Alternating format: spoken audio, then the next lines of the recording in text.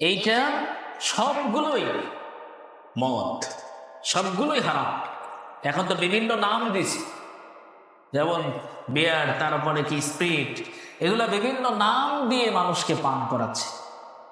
এগুলো সবই মদ এবং সবই আল্লাহ রাসূল বলেছেন কুল্লু মিসকিরিন হারাম, কুল্লু খামরিন হারাম, অর্থাৎ প্রত্যেক নেশা জাতীয় দ্রব্য, যেই দ্রব্যগুলো নেশা হয়, মানুষের হিতাহিত জ্ঞান থাকে না, মানুষের আকল বিকল হয়, এই সবগুলোই খামর, মদের অন্তর্ভুক্ত। আর কুল্লু খামরিন হারাম, প্রত্যেক মদই হারাম।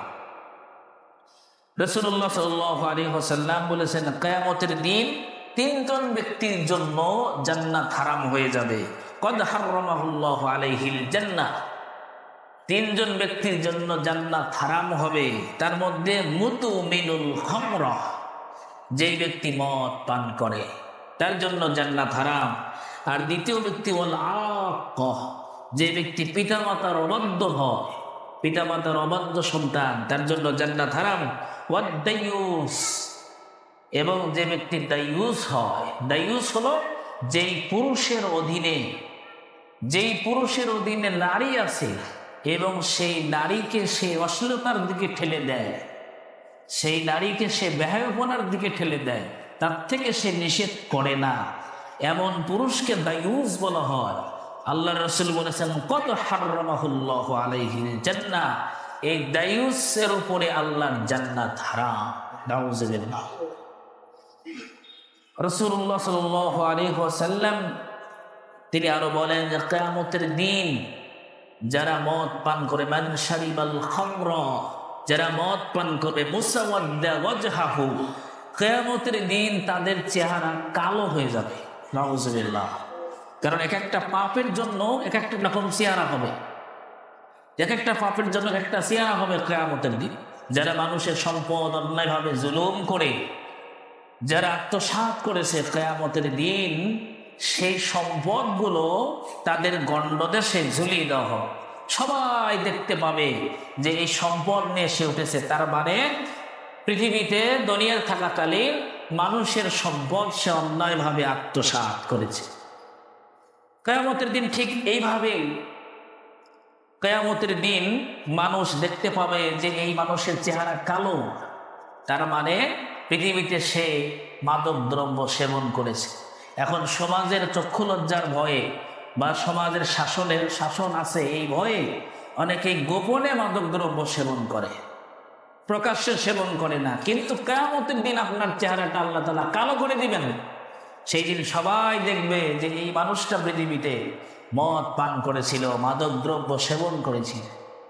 এই জন্য রাসূলুল্লাহ সাল্লাল্লাহু আলাইহি ওয়াসাল্লাম বলেছেন যে এই মাদক দ্রব্য যে পান করে, আমরা একটু আগেই বললাম, মিফতাহু কুল্লু শাররিন, সকল মন্দের চাবিকাঠি। এই কথিত একটি ঘটনা আসছে যে একজন নেককার ব্যক্তি, সলেহীন ব্যক্তি, নেককার ব্যক্তি, সলেহীন ব্যক্তি, তিনি বসে আছেন। তার কাছে একজন মহিলা উপস্থিত হলো। যেই মহিলাটা বাজে চরিত্রের ছিল এবং মূলত তাকে অপমান করার জন্য, তাকে হ্যারেস্টা করার জন্য, তার সম্মানহানি করার জন্য তার কাছে গেছে। বলল, দেখেন, আপনি যদি আমার কথা শোনেন তাহলে আপনার কিছুই হবে না, আর যদি না শোনেন তাহলে আমি আপনার সম্পর্কে সমাজে অপবাদ দেব। বলে, আমার কি করতে হবে? মহিলাটি বলল যে আপনি আমার 3টি প্রস্তাব, এর যে কোনো একটি আপনি গ্রহণ করবেন। 3টি প্রস্তাব কি? প্রথম প্রস্তাব হলো যে আপনি মদ পান করবেন, দ্বিতীয়ত এই যে শিশু দেখতে পাচ্ছেন এই শিশুকে আপনি হত্যা করবেন, এবং তৃতীয়ত আমার সাথে আপনি জিনায় লিপ্ত হবেন। নাউযুবিল্লাহ। নেককার ব্যক্তি দেখলো যে জিনা তো করাই যাবে না, কারণ আল্লাহ তাআলা বলছে, ওয়ালা তাকরাবুজ জিনা ইন্নাহু কানা ফাহিশা ওয়া সাআ সাবিলা। ওয়ালা তাকরাবুজ জিনা, তোমরা জিনা তো দূরের কথা, এর নিকটবর্তীও হবে না। ইন্নাহু কানা ফাহিশা, নিশ্চয় এটা অশ্লীল।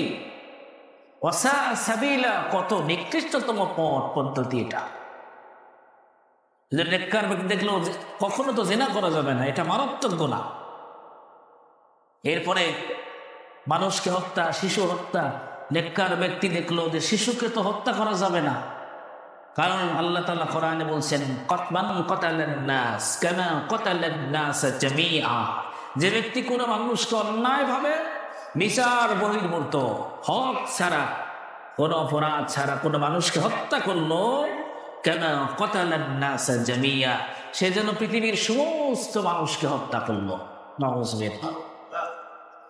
এজন্য সে দেখলো যে কখনো তো মানুষ হত্যা করা যাবে না, তাহলে 3 নাম্বারটা বাকি থাকলো কি?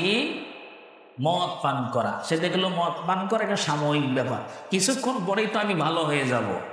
এই জন্য সে তৃতীয়টা বেছে নিল, মদ পান করলো। দেখা গেল মদ পান করার পর স্বাদ তার আকল বিকল হয়ে গেল, জ্ঞান শূন্য হয়ে গেল, জ্ঞান লোপ পেয়ে গেল, তার স্বাভাবিক বুদ্ধি বিলুপ্ত হলো। তখন সে সেই মহিলার সাথে জিনায় লিপ্ত হয়ে গেল। যখন জিনায় লিপ্ত হয়ে গেল, তার যখন জ্ঞান ফিরে আসলো, সে মদ পান করেছে, জিনা করেছে, এই শিশুটি তার এই কার্যক্রম দেখে ফেলেছে, এই জন্য সে শিশুকে হত্যা করে ফেলে। তাহলে প্রথম কি করলো? মদ পান করলো। এরপরে এই 2টা পাপও সে করে ফেলেছে। মূলত একটা পাপ করার কথা, যে মদ পান করবে শুধু। এই জন্য আল্লাহ রাসূল বলেছেন যে লিফতাহু কুল্লু শাররিন, খমর, এই মদ হলো সমস্ত পাপের চাবিকাঠি, সমস্ত মন্দের চাবিকাঠি। এটা করলে সব পাপ তার জন্য সহজ হয়ে যায়।